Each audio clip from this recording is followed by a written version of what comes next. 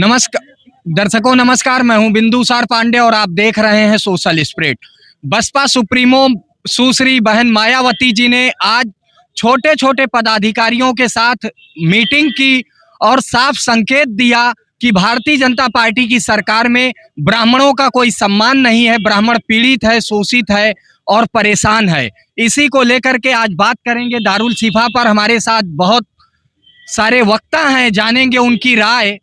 शुरुआत करते हैं सर आपसे। क्या लगता है आपको, 2027 का चुनाव नजदीक है और बहन मायावती जी लगातार भाजपा पर आक्रामक हो रही हैं और उनका स्पष्ट आरोप है कि भारतीय जनता पार्टी की सरकार में ब्राह्मणों का कोई सम्मान नहीं है।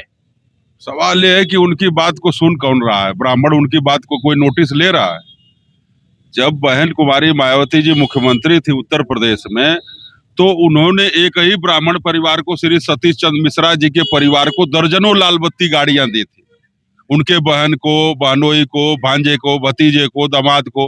अगर वो 12 लाल बत्ती ब्राह्मण समाज के लोगों को मिलती तो समाज के लोग जोड़ते, 12 ब्राह्मण समाज के लोग मजबूत होते। तो मायावती जी जैसे परिवार से ऊपर सोचती नहीं है, उसी तरह उनकी यहाँ पार्टी में सतीश मिश्रा जी भी परिवार से ऊपर सोचते नहीं है। ब्राह्मण समाज पढ़ा लिखा समाज है, विद्वत समाज है। आखिर में वहां क्या करेगा जाकर के? सरकार में है नहीं। एकमात्र विधायक उनके श्री उमाशंकर सिंह जी बचे हैं, लोकसभा में 0 है। इधर 7 से 12 तक माननीय मुख्यमंत्री रहे, श्री सतीश चंद्र मिश्रा जी सलाहकार रहे।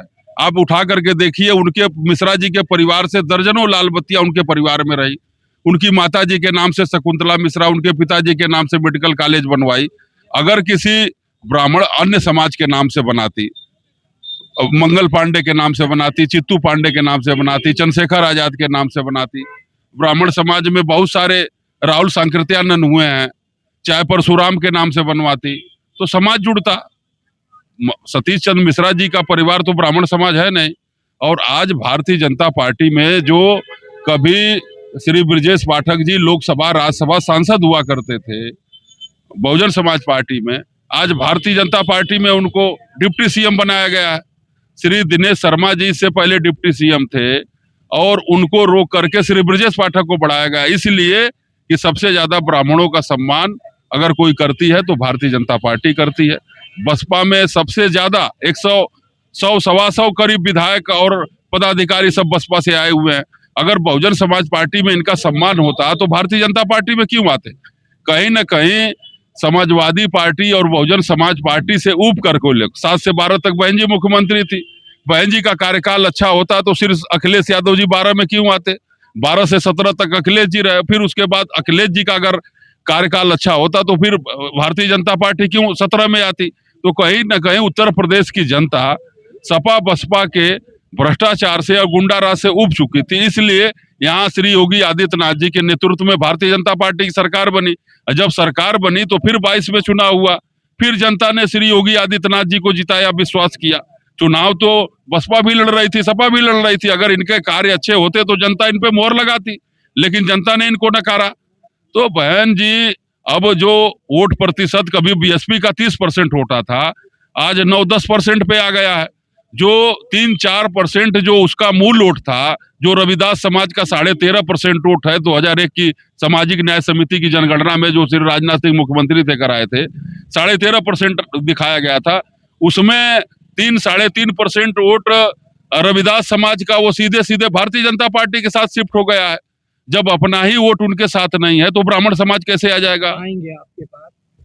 क्या लगता है, बहन जी के सरकार का दावा होता है कि कानून व्यवस्था बहुत अच्छी होती थी, अपराधियों पर लगाम था, अधिकारियों पर अंकुश था। किस रूप में बहन जी का शासन आप देखते हैं 2007 से 12 का कार्यकाल? उनका कार्यकाल ऐसा था कि एक आईएएस अफसर होता था, वो गाली सुन लेता था, ठीक है, अलग प्रशासन के नाम पे कि भाई प्रशासन सख्त है, प्रशासन सख्त है, प्रशासन सख्त है, लेकिन इतना पढ़ा लिखा आदमी, उसकी कोई इज्जत नहीं होती थी, ठीक है। किसी को अपने अनुसार वो चलाती थी, ठीक है।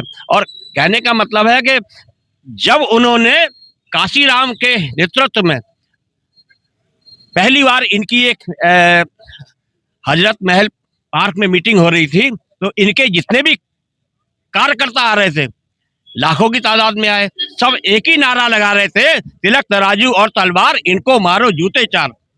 तो हम इनके साथ कैसे जा सकते हैं? ठीक है, हम इनके साथ कैसे जाएंगे भाई?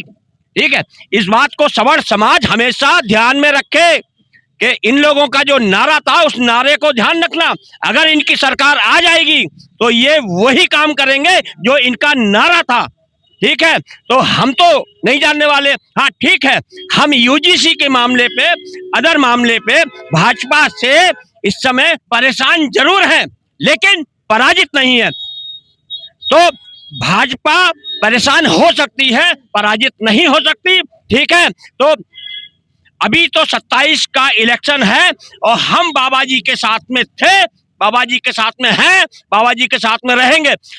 भाजपा हमारे डीएनए में है, हमारे डीएनए से भाजपा को, और ये जितने भी लोग हैं नाराज जरूर हैं, चिल्ला भी रहे हैं, आप भी नाराज हैं, लेकिन 27 में बाबा जी को हम लेके आएंगे और 29 में इन्हीं बाबा जी को हम सर्वोच्च शिखर पर प्रधानमंत्री बनाएंगे। ठीक है, हम मोदी जी से इस समय थोड़ा सा नाराज हैं, लेकिन हम भाजपा से नाराज नहीं हैं, योगी जी से नाराज नहीं हैं, और योगी जी का ही सरकार यहाँ पे बनने वाली है। क्या लगता है बहन सुश्री मायावती जी का शासन आपने देखा है, सख्त जो है सरकार का दावा था, अपराधियों पर लगाम था, अधिकारियों पर अंकुश था। बहन जी का कहना है कि भाजपा की सरकार में ब्राह्मणों का कोई सम्मान नहीं है, ब्राह्मण पीड़ित है। आज की भी बैठक में उन्होंने कहा, कल उन्होंने ट्विटर सोशल मीडिया के माध्यम से कहा कि घूसखोर पंडित जो फिल्म आ रही है इससे उत्तर प्रदेश नहीं पूरे भारत में ब्राह्मणों की छवि खराब हो रही है। क्या लगता है कि एससी एसटी वोट बैंक के साथ साथ क्या ब्राह्मण का रुख बदलेगा? बहन जी क्या अच्छा चुनाव लड़ेंगी 27 का? देखिए, जो बहुजन समाज पार्टी की जो विचारधारा है वो ब्राह्मण विचारधारा नहीं है। बहुजन हिताय बहुजन सुखाय का जो नारा दिया था मान्यवर साहब, जैसे ही वो स्विफ्ट की सर्वजन हिताय की ओर, वैसे ही उनकी बर्बादी की गाथा लिखी जा चुकी थी। और अभी वो ब्राह्मण ब्राह्मण जिस तरीके से चिल्ला रही हैं, उनके पास लगभग 85% का जो मैंडेट है, मेजॉरिटी है, वो कहीं ना कहीं देख रहा, नजर गड़ा है, उसकी कोई बात नहीं कर रहे हैं। अभी वो भी यूजीसी के समर्थन में अभी जिस तरीके से उन्होंने अपनी मौन चुप्पी साध रखी है, पता नहीं कौन उनको जो है उनके स्टेटमेंट को, उनके बयान को, उनके ट्विटर हैंडल को, उनके एक्स को, उनकी सोशल मीडिया प्लेटफॉर्म को कौन चला रहा है। चैलेंज इस बात का है। अभी दादा ने कहा कि एक एक परिवार के व्यक्ति मतलब लोगों को 12 लोगों को लाल बत्ती देने का काम किया। तो ये जो विचारधारा थी, बहुजन विचारधारा, बहुजन हिताय बहुजन सुखाय की जो विचारधारा थी, जिसको साइकिल से मान्यवर साहब ने जो है चल करके पंजाब से पूरे देश में एक बहुजन हिताय का जो एक तैयार किया, अपना एक साम्राज्य तैयार किया, जो एक जमीन तैयार की, तरासी जमीन, अपने नंगे पैर जमीन, अपनी सरकारी नौकरी छोड़ करके वो आए, उन्होंने तय किया कि हम बहुजनों को जोड़ेंगे, एक करेंगे। तो सर्वजन हिताय सर्वजन सुखाय बसपा की विचारधारा नहीं थी? नहीं, बिल्कुल नहीं। बसपा की विचारधारा हो ही नहीं सकती। बसपा की जो न्यू है, बसपा के जो संस्थापक सदस्य हैं, उनकी जो मंशा थी, उनकी जो मैंडेट था, उनकी जो विचारधारा थी, उन्होंने कहा था कि जब तक हम बहुजन हिताय बहुजन सुखाय की जो आइडियोलॉजी है उसको मजबूती के साथ नहीं लड़ेंगे, तब तक हम प्रधानमंत्री नहीं बन पाएंगे। हम देश की जो सर्वोच्च संस्थाएं हैं उनमें हम नहीं जा पाएंगे। हमारे पास मैंडेट, हमको ब्राह्मण ब्राह्मण क्या चिल्लाने की जरूरत है? हमारे पास अपने घाव है, अपनी पीड़ा है। अगर हमने उस पर मलहम लगा दिया, हमने उसको उसकी एंटीबायोटिक दे दी, तो हमको कोई सत्ता से बाहर कर ही नहीं सकता। मतलब आपके अनुसार बसपा के साथ ब्राह्मण जाए या ना जाए, बसपा की सरकार बन रही है 27 में। बसपा अपनी विचारधारा से जब बिखर गई, आप देख रहे हैं, देखिए आप उठा के, वो तो उस समय का विश्वास था, वो तो भरोसा था मान्यवर साहब का। उन्होंने सौंपी सत्ता, पता नहीं सौंपी या हथियाई गई, वो एक अलग मैंडेट है, मुद्दा है, लेकिन चैलेंज इस बात का है। क्या लगता है आपको? बहन जी का दावा है कि भारतीय जनता पार्टी के सरकार में ब्राह्मणों का कोई सम्मान नहीं है, ब्राह्मण पीड़ित है, और उनका समीकरण है, उनकी बसपा की सोशल इंजीनियरिंग है कि ब्राह्मण और दलित समाज मिल करके 2027 की सरकार तय करेगा। किस रूप में देखते हैं?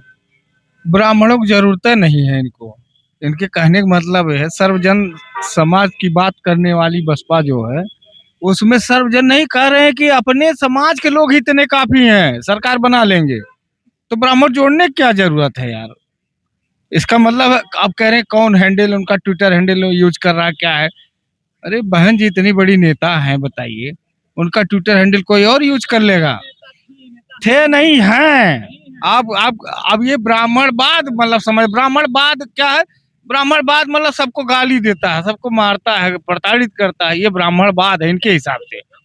अब जब रहा होगा किसी समय में, अरे यार हमको क्या समझाओगे, किसी समय में रहा होगा, हम तो देखे नहीं अपनी आंख से किस तरह से कोई ब्राह्मण प्रताड़ित करा किसी हरिजन भाई को या किसी को, रहा होगा भाई, हम जब अपनी आंख से नहीं देखे उस चीज को। नहीं, फिलहाल क्या बिना ब्राह्मणों के समर्थन के बहन जी सरकार बना पाएंगी? बिना ब्राह्मण समर्थन से कोई सरकार नहीं बना पाएगा, चाहे बहन जी हो, चाहे सपा हो, चाहे भाजपा हो। बिना इनके, अब ये जरूरत क्या है? अगर नहीं ब्राह्मणों को चाहिए, एक अलग देश दे दीजिए, एक अलग प्रदेश दे दीजिए, वहां ब्राह्मण रहे जाके। अब उनको जरूरत नहीं है तो क्यों आप बार बार ब्राह्मण ब्राह्मण कर रहे हो? जरूरत है तभी तो लोग कह रहे हैं भाई, अगर जरूरत ना होती तो क्यों चिल्लाते ब्राह्मण कहाँ जा रहा है कहाँ नहीं? क्या लगता है 2027 के चुनाव के लिए बसपा पूरी तरह से तैयार है? और बसपा का आरोप है, बसपा सुप्रीमो बहन जी बार बार कह रही हैं कि ब्राह्मण और दलित समाज मिल करके 2027 की सरकार बनाने जा रहा है, किस रूप में देख? देखिए राजनीति है, कोई किसी के साथ जा सकता है और सरकार बना सकता है। और अगर कामों की बात, जिस हिसाब से उनका काम था, देश के हिसाब से, जो देश की व्यवस्था में कानूनी प्रक्रिया में वो देखती थी और नौकरियों में देखती थी, आरक्षण प्रमोशन दिल्ली में देखे होंगे आप, प्रमोशन तो छोड़िए डिमोशन भी हो गया, खाली उनके चलते हो गया। इसलिए कि जो आना था वो आया भी नहीं, जो मिला था वो भी चला गया, वो मुद्दा में रखी नहीं रही हैं। बाकी अब किधर भटक रही हैं, अब उनके ऊपर जो बचा खुचा लग रहा है कि हमको तो आने, जो भी है आने वाला देश में जो जा रहा है उसको भी नहीं रोक पाएंगी।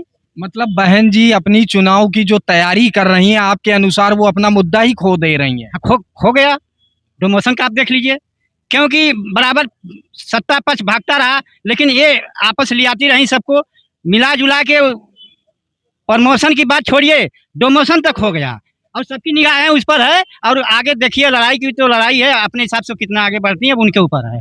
क्या देखते हैं 2027 का चुनाव नजदीक है, बसपा धीरे धीरे आक्रामक हो रही है सत्ता पक्ष पर, बसपा सुप्रीमो बहन मायावती जी लगातार सक्रिय हैं और कहीं ना कहीं ब्राह्मण समाज में भी उम्मीद जग रही है कि उसको परिवर्तन चाहिए, किस रूप में देखते हैं? देखिए मायावती जी एक पढ़ी लिखी लीडर हैं और उनके जीवन को स्वर्गीय ब्रह्मदत्त द्विवेदी और स्वर्गीय राम प्रकाश त्रिपाठी जी ने गेस्ट हाउस कांड में बचाया था और उनको पहली बार सरकार बनाने का जो मौका मिला था, वह भी ये सियासत है, इसमें शागिर्दों द्वारा उस्ताद हमेशा पटके गए हैं। वह एक अच्छी सी लीडर हैं और वह बहुत अच्छे से समझ रही हैं कि एक शरीर का संचालन करने के लिए प्रत्येक अंग की आवश्यकता होती है। अगर हम किसी भी अंग को काट देंगे तो हम अपंग कहलाएंगे। तो उन्हें इस बात का एहसास है और उन्होंने बहुत काबिलियत के साथ लीडरी की है उत्तर प्रदेश की, और उन जो कमियां रह गई थी वह उन्होंने समझी। और उसके साथ हर आदमी, हर राजनीतिक दल ये प्रयास करता है कि मैं आगे बढ़ूं, वो भी अपने राजनीतिक स्वार्थ से ही सही, उन्होंने जो सच्चाई है उसको स्वीकार किया कि समाज में ऐसी वैमनस्यता नहीं फैलनी चाहिए जो 15 अगस्त 1947 जैसी स्थिति हो और खून खराबा हो। और जो लोग यह नैरेटिव सेट करते हैं कि ब्राह्मण यूरेशिया चले जाए, फलानी जगह चले जाए, या जो लोग इन विचारधाराओं से प्रेरित है, जो जय श्री राम का नारा लगाते हैं और अपने भाई पर मुकदमा चलाते हैं, या जय भीम का नारा लगाते हैं, लड़ाई झगड़ा करते हैं, वही कानून नहीं मानते हैं जिस कानून को अंबेडकर ने बनाया। अदालत के खिलाफ कहते हैं हम सड़कों पे आ जाएंगे, जबकि अदालत का सम्मान करने के लिए सबसे पहले डॉक्टर BR अम्बेडकर ने ही कहा। तो उन लोगों का कोई भी उद्देश्य नहीं है, वह सिर्फ हंगामा करके अपनी पॉपुलैरिटी हासिल करना चाहते हैं। जो लोग ये कहते हैं कि फला लोग नीच हैं, मैं तो ये कहता हूँ कि हर जगह, हर जाति में नीच है, कोई जाति नीच है ही नहीं, हर जाति में नीच है, और जो अपनी नीचता का परिचय कहीं ना कहीं देके समाज में एक दूसरी संदेश भेजते रहते हैं। क्या लगता है 2027 का चुनाव नजदीक है, बहन जी सक्रिय हो रही हैं, कुछ असर होगा बसपा का चुनाव में? देखिए बहन मायावती जी का बड़ा सम्मान है, कम से कम एक ऐसी दलित नेत्री जो अपने परिवार और संघर्ष करते हुए समाज का और इस सूबे का 4 बार मुख्यमंत्री बनना बहुत बड़ी बात है और ऐसे तमाम नेताओं को आगे बढ़ाने में उनका बड़ा योगदान रहा है। आज तक उनके जैसा दलित में कोई बड़ा नेता नहीं हुआ, उनका हम सहृदय से सम्मान करते हैं। और दूसरी बात, जितना उनका अच्छा कार्यकाल जरूर वो निश्चित रूप से अच्छा एक स्वर्णिम काल रहा, और मगर उसमें कुछ कमियां रहीं, कमियों की वजह से सरकार गई। अगर उस पर ध्यान दी होती तो चीजों, देखिए कोई भी सत्ता के जो राजा का चपलूस है वही सत्ता को गिराते हैं, जो चपलूसी करता है वो सत्ता को गिरा ही देता है। आप देख रहे थे सोशल स्प्रेड, बिंदुसार पांडे, लखनऊ।